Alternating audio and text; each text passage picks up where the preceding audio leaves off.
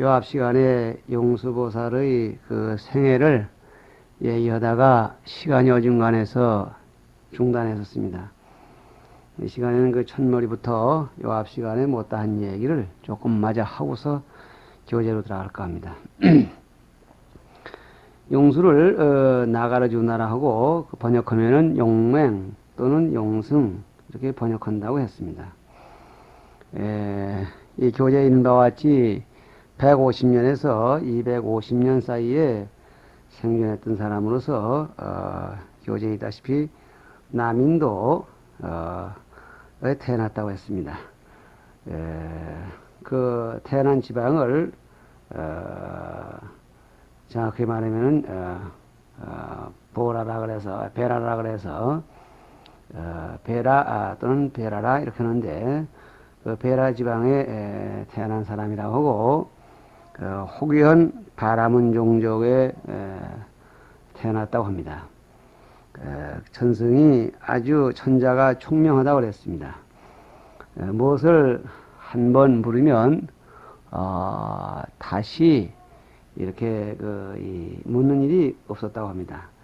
한 번 듣고는 다시 묻지 않았다는 얘기는 뭘 들으면 잊어버리지 않았다 그런 얘기가 되겠습니다. 그래서 이 바라문 경전을 다 통했는데 여기 교재에 있듯이 지리의학, 역상, 수학 그리고 모든 학문 그래서 여기는 바라문에 사베타를 포함합니다. 그리고 기획거리 다 통달했었는데 그래서 참 그야말로 이 세상에 두려울 것이 없는 그러한 이 천재였다고 합니다.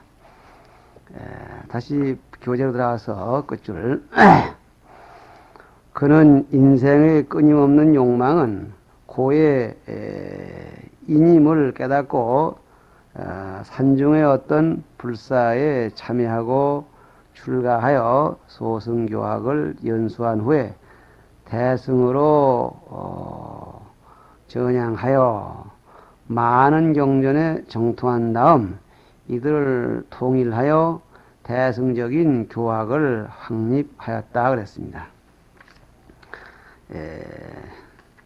그가 인생의 끊임없는 욕망은 고가 요인이다 하는 것을 깨닫는 동기가 이러한 그 재주가 좋은 자신만만한 데서 생겨납니다.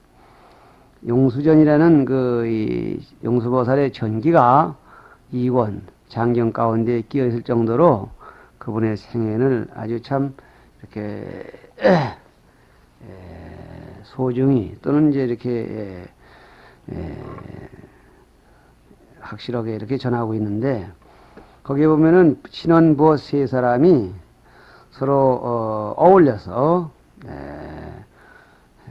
이 세상의 용락을 마음대로 누리는 것 이것이 이 세상에서 무엇보다도 더 즐거운 게 없다 이렇게 말하면 이 엽색에 빠집니다.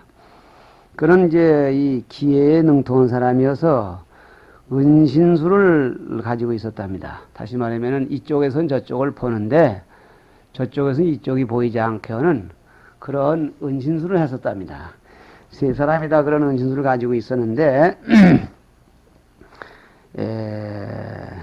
그런 재주를 가지고 있었기 때문에 어디까지 생각을 하냐면은 국왕의 후궁으로 출입을 하면서 용락을 누리다가 나중에 추문이 생기게 되고 죽을 고비를 당하게 됩니다. 어째서 이제 그렇게 되느냐 하면은 은신술을 해가지고 이제 그 궁에 잠입해서 그 궁녀들을 마음대로 이제 골래서 그 방에 들어가서 이제 쾌락을 누려버립니다. 그런데 이상하게 뻔한 일이지만은 얼마 안 가서 모두 후궁들이 배가 불룩불룩 불러오르다고 말이죠. 그럴 거 아닙니까? 남자가 다녀갔으니까.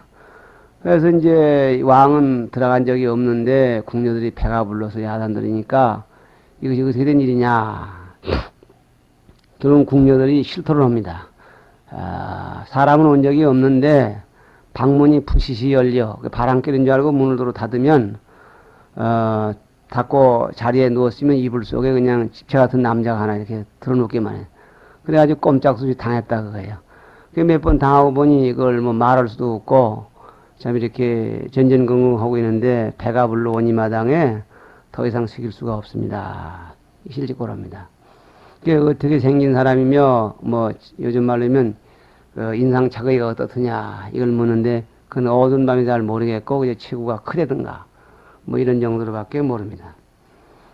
그래서 이 국왕은 이건 궁녀들의 죄가 아니라 필시 국내에 그 은신술 하는 놈들이 잠입해 들어와서 이렇게 용락을 누리고 가는 것이니까 이걸 잡아라 해서 극비에 붙여놓고 궁 다만으로 세 줄로 이 칼든 그 무사를 시켜서 세워놓고 칼을 그냥 해가 지면 휘두릅니다. 다시 말하면 담 안으로 그 뛰어넘을 만한 그런 거리에다가 이 칼을 계속 이렇게 휘둘러서 그 공간에 사람이 뛰어들 사이가 없이 이렇게 칼을 가지고 그냥 아주 공간을 하는데 이걸 몰랐죠. 그래서 이 친구들이 그냥 보통 때와 같이 어두운 밤에 담에 올라서서 그냥 껑충 뛰어내리는데 두 친구는 먼저 뛰다 악하고만 찔립니다. 비록 은신을 했다 하더라도 몸이 아직 없어진 건 아니기 때문에 억하고 찔리자 정체가 드러납니다. 그런데 용수는 뛰어내려는 찰나에 그 광경을 목격을 하고 그만 중지꼬바 날 살려라고 근신히 그 죽을 고비를 면하고 도망을 쳐옵니다. 그러나 그 사람들은 이미 죽었기 때문에 비밀은 더 이상 탄로되지 않았지만은 이놈하고 같이 다닌 사람이 누구냐 이거를 추적하는 거죠.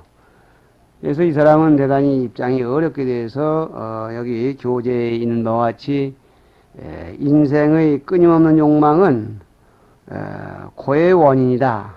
다시 말하면은 인생의 모든 괴로움은 욕망에서 나온다. 같은 얘기죠. 자기들이 욕망을 마음대로 누리려는 그런 생각을 하다 이렇게 잠시도 마음 편히 살 수 없는 그러한 입장에 놓여 있음을 자각하고 일신을 피할 겸 산중으로 들어가서 불탑. 우리는 지금 불탑 그리면 이제 마당에 이렇게 돌탑처럼 돼서 그냥 단순한 돌덩어리 이렇게 생각하기 쉬운데 이 앞서도 얘기했습니다만은 뭐 이 아잔타 석굴이라든가 또는 이제 산지탑 같은 것이 이 한쪽 모퉁이의 길이가 뭐 4km, 뭐 6km 그렇게 나간답니다.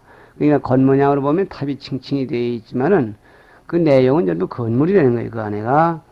그러니까 탑 속으로 들어가는 거죠. 그 탑은, 불탑은 결국은 이제 A형적으로 탑이면서 내부에는 신성한 그 사찰 도량입니다. 따라서 거기에는 참, 그 뭐라 할까요? 그 외부에 그런 그 이 침입이 없고 그 안엔 순수한 참 이렇게 수도인만 있다고 이렇게 봐주는 그런 참 성역입니다. 그리 뛰어들어가서 이제 출가하여 처음에 만난 것이 이제 소승교를 만나게 된다고 그랬습니다. 그래서 이 불문에서 만난 사람이 갑이라 말하는 그 스승을 만나서 수개월 동안에 소승교를 다 배워버립니다.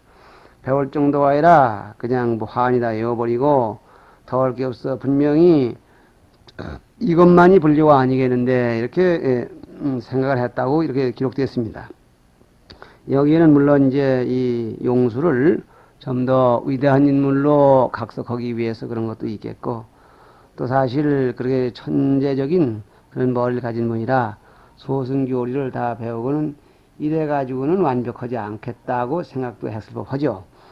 어쨌든지 이와 같이 이 소승교를 다 배운 용수는 다시 대승의 그 진리가 없겠는가 하고 찾아서 전향을 하고 대승경전을 이렇게 참 두루 섭렵해서 그 얘기들을 모두 통일해서 통일된 논리를 정립해서 하나의 그 체제 있는 교학을 확립하게 되는 것입니다. 물론 이 용수는 마명, 우리가 말하는 기신론의 저자인 마명의 뒤가 되겠습니다. 이 마명과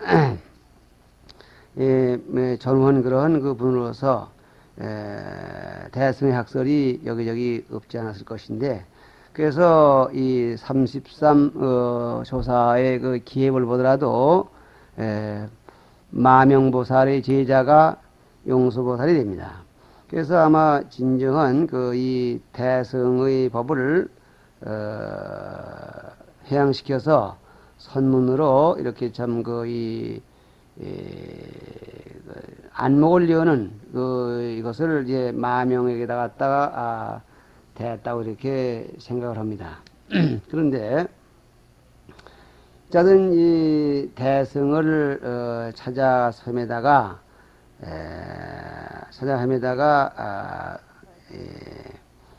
대승을 만나서 그 교학을 정립하기까지는 상당한 그 섭렵이 필요했습니다. 그래서 대승경전을 구해서 설산 히말라야 지방으로 가서 어느 노비구를 만나서 대승경전을 처음으로 접했다고 그랬습니다. 그때 이 노비구가 누구겠느냐, 이것은 아직까지도 의문에 속합니다. 일설에는 나후라 발따라라는 사람을 만났다고 하는데, 나후라 발따라를 그냥 나후라라고 하는데, 이 설산에서 만났다는 노비구가 이 사람이 아니겠느냐, 이렇게들 추측들도 합니다.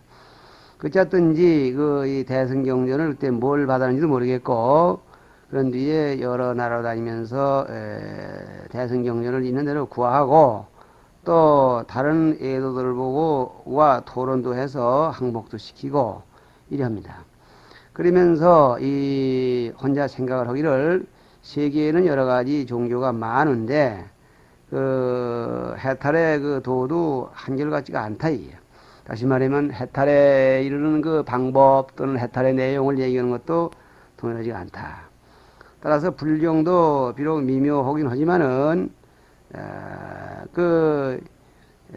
이치에 의해서 이 추구해 보건 데는 지금 내가 접했던 그런 교리만 가지고는 얼마나 할 수가 없다. 그래서 이것을 모질한 부분을 자기가 보충해서 보완해서 그래서 후학들을 깨닫게 해주는 것이 더 좋겠다, 이런 생각을 하기에 이르릅니다. 그래서 이 얘기는 결국은 불교를 좀 보완해서 포교하겠다는 얘기도 되고, 또 보다 적극적인 의미로 말한다면은 불교를 개혁해야 되겠다, 혁신해야 되겠다, 이런 생각을 하기에 됐다는 얘기가 되는 것입니다. 그래서 대승경전을 널리 구하고, 또 그런가 하면은 대승론을 짓고, 그러면서 남인도 지역에서 이 대승교를 열심히 선양합니다. 그가 대승교를 만내 나가는 그런 과정에서 우리가 다 아는 바로 이 용수보살은 용궁에 들어가서 용왕에게 공양을 청장받아가지고 용궁에 들어가서 용궁에 보니까 많은 대승경전이 있는데 거기에는 화엄경이 많이 있다고 했습니다. 상본 화엄경, 중본 화엄경, 하본 화엄경, 그리고 이 약본 화엄경이 있는데, 상본, 중본, 하본은 가지고 나와봤자 알아들을 사람이 아무도 없었더라고요. 그래서 이 약본 화엄경을 가지고 나왔는데 그것이 지금 우리가 수용하고 있는 화엄경이다. 그래서 이분이 참 이와 같이 이 얘기는 용궁에서 용왕을 만났다는 얘기 역시 용왕이 이 참 특별한 세계에 있는 그런 인간 우에 그런 참 반신 그런 존재에 이어서 장수하는 그런 부류입니다. 그런 부류이기에 부처님의 대승경전을 가지고 있었다, 이렇게 갖다 대는 거겠죠. 그래서 이와 같은 대승경전이 이에 의해서 수집이 되고 또 따라서 섭렵이 되는 것입니다. 그래서 그분이 이런 취지하에 정립한 것이 이른바 중관사상입니다. 중관사상은 마다야미카라고 해서 이 중관사상은 어느 한쪽에 치우쳐서는 안 된다. 이것이 바로 중관사상입니다. 또 일명 중도의 사상이라고 하는데 이 중도의 사상이라는 이 취지는 제복개공이라는 것을 전제로 합니다. 모든 법은 전부가 공해다. 모든 법은 전부 공해서 실체가 없다. 이렇게 보는 것을 바탕으로 해서 비로소 치우치지 않게 똑바로 보는 그러한 관이 이루어진다는 그런 주장입니다. 그의 주장에 의하면은 우주 삼라만상에 차별된 모든 법의 실상은 우리 범부의 심정으로는 추측할 도리가 없는 것이다. 유라고 해도 또는 무라고 해도 또는 비유, 비무라고 해도 이것은 뭐 한쪽에 치우치는 견해인데 세상 만사는 유의 존재다. 무한 존재다. 또는 유도 아니요 무도 아닌 그런 존재다. 이렇게 말한다고 하더라도 집착심이 있는 상태에서는 실상에 부합되는 것이 아니고 또 그런 상태에서 무엇인가 얻은 것이 있다 한다더라도 아포메이션이라 해서 있다 하더라도 그건 전부가 사견에 속한다. 그래서 무엇이라도 마음속에 얻은 바가 있다는 생각을 전부가 척파해버려야 된다. 이렇게 주장을 했습니다. 모든 것을 척파해버릴 때에 우주의 본질을 보게 되고 우주의 본질이 나타났을 때 비로소 중도의 사상이 오롯이 발견된다. 그렇게 봤다고 하는 겁니다. 이러한 그 주장을 무상 개공론 또는 일체 개공 뭐 이렇게 해서 모든 것은 철저히 공이라고 해야 되는데 이러한 사상은 어디까지나 반야경이 그 주된 원천이 되는 것입니다. 이 반야경에 의해서 창출된 이 제복 개공 사상은 결국 이 중도의 사상이라는 이러한 하나의 새로운 철학으로 꽃피워졌는데 이분은 자기의 그러한 사상에다가 이 북쪽 말하면 북방에서 일어나고 있는 대승불교 즉 주정적인 대승불교 속에 있는 타력 신앙 사상까지도 이걸 곁들여서 그래서 지금 새로운 학설을 주장해냅니다.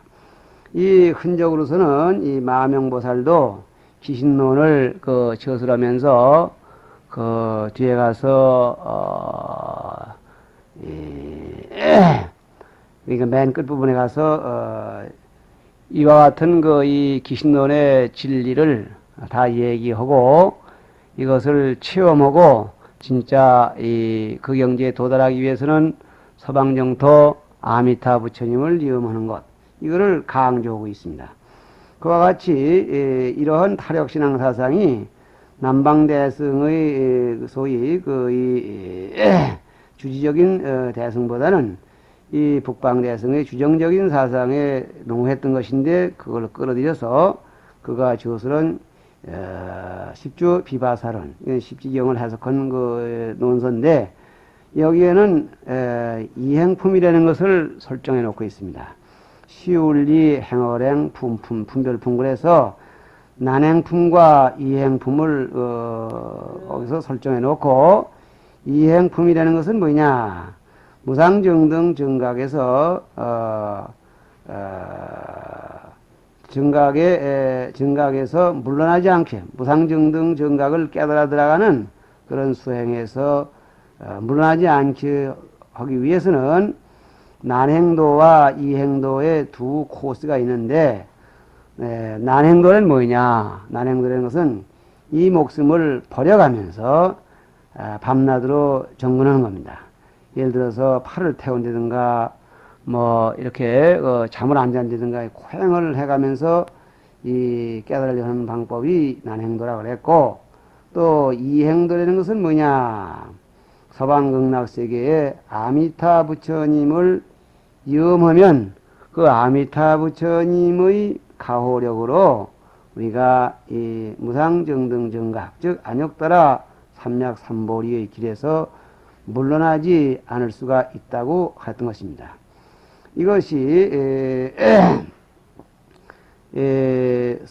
아미타불 뿐만 아니라 이와같이 해서 석가모니 불정건이라든가 미륵보살이라든가 이와같이 해서 다른 부처님의 그 근기 인연 따라서 명호를 염하면 그 믿는 그 방편으로서 불태전을 빨리 얻게 된다는 것이 이 행도입니다.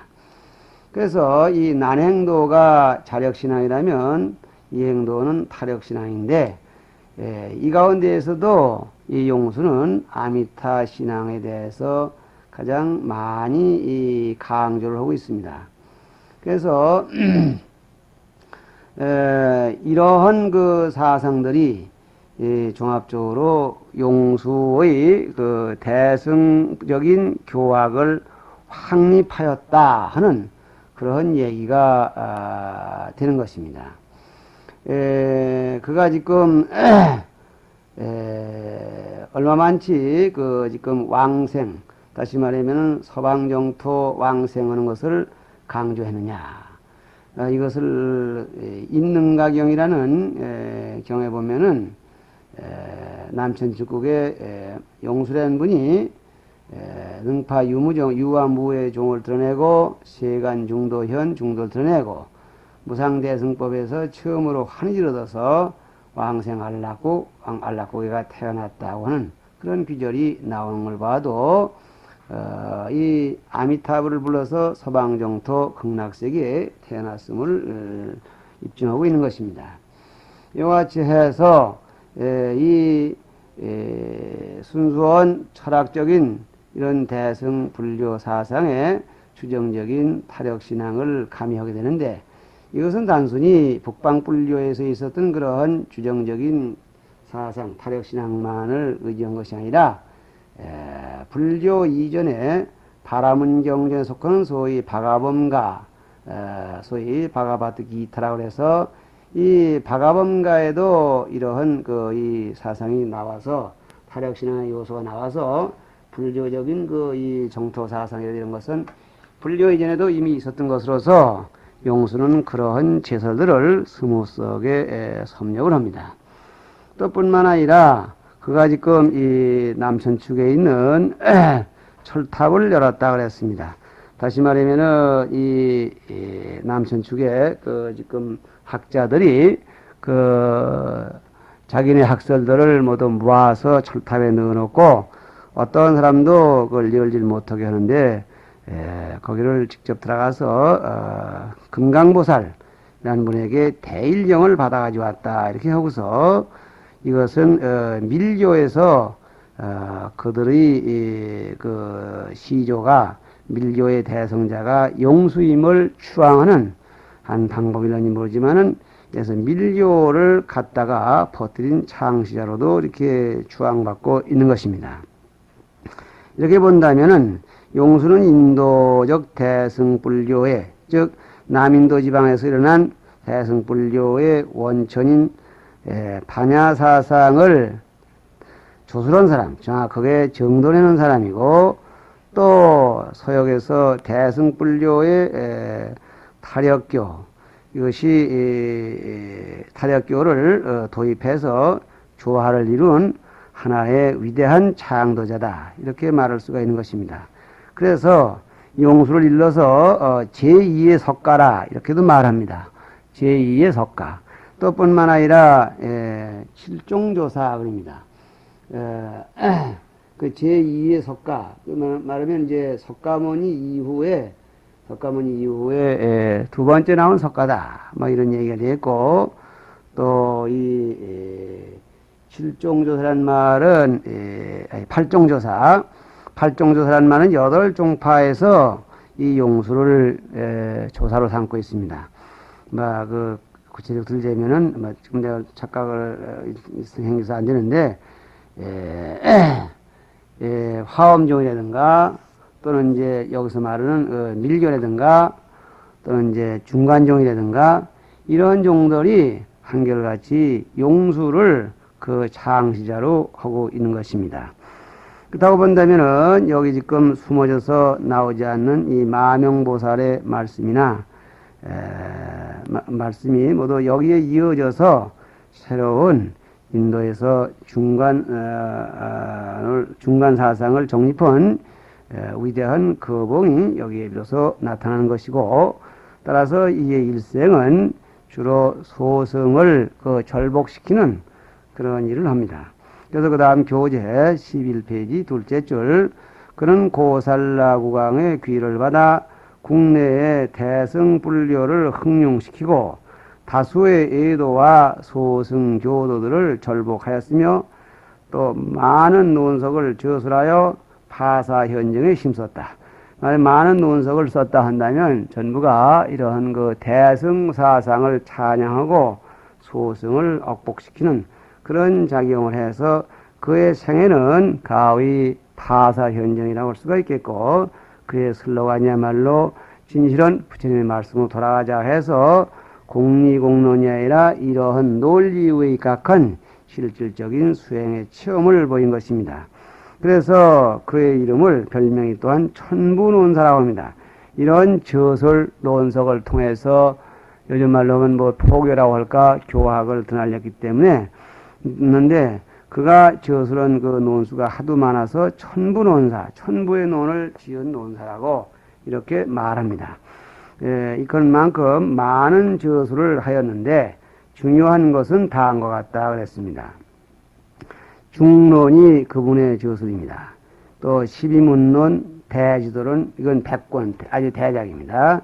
십주비바설은 또 이것이 100권이냐마, 십주비바설은 18공론, 대승파유론, 보리자랑론, 보리심 이상론, 해쟁론, 방편심론, 또 그 다음에는 복계정액 소직경, 그 다음에 찬복계성, 용수보살, 건계왕성, 그 다음에는 광대발언송. 그래서 이 가운데에서 나도 뭐 다 보질 못했습니다. 있다고 한다면은 중론 한번 이렇게 뭐 주마강선을 봤고, 12문론, 그리고 지도론 띄엄띄엄 좀 봤고, 그 밖에는 뭐 어떤 내용이 있는지도 모르겠습니다만은, 어쨌든지 이 가운데에서도 중론이 아마 그분의 대표적인 그러한 작품이 될 것입니다. 그는 이 중론에서 일체계공의 그 사상을 강조하면서 팔불의 중도를 설명하고 있습니다. 팔불의 중도는 뭐냐? 불생역불멸, 불상역불단, 불일역불이, 불내역불로 그래서 나지도 않고 멸하지도 않고, 또 영원하지도 않고 무상하지도 않고, 또 동일하지도 않고 차별리도 않고, 또 오지도 않고 가지도 않고, 이래서 안일불자가 8개 들어가면서 이 중도의 원칙을 설명해내고 있다 해서 팔부중도의 원칙이라고 그러고 있죠.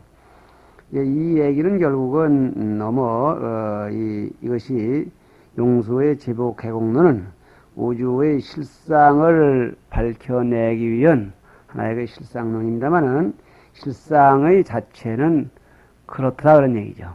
실상 자체는 이것도 아니고 저것도 아닌 자리에 오롯이 그 본체가 나타난다. 어느 한쪽에 치우치면은 그래서 중도가 될 수가 없고, 중도란 얘기는 바로 이 진리를 바로 봤을 때의 얘기다. 제복개공의 도리가 나타났을 때의 얘기다. 그래서 이 중론을 비롯해서 12문론, 이것이 용수의 작이고, 다음 나옵니다마는 용수의 제자인 가나제바라는 분이 백론을 지어서 이 중도의 사상을 좀 보완합니다. 그래서 중론, 12문론, 백론, 이게 합쳐져 가지고 이 삼론이라는 게 있는데, 삼론이라는 말을 하는데, 이 삼론의 사상이 맥락을 갖추고 있습니다. 그래서 이 용수의 사상을 중심으로 이 중도의 사상을 처냥하는 그런 종파가 이른바 삼론종이고, 우리나라의 불교도 이 초창기에는 삼론정에 속하는 인원들이 그 활발하게 그 활동을 했던 것으로 이렇게 전해지고 있습니다. 시간이 되었습니다.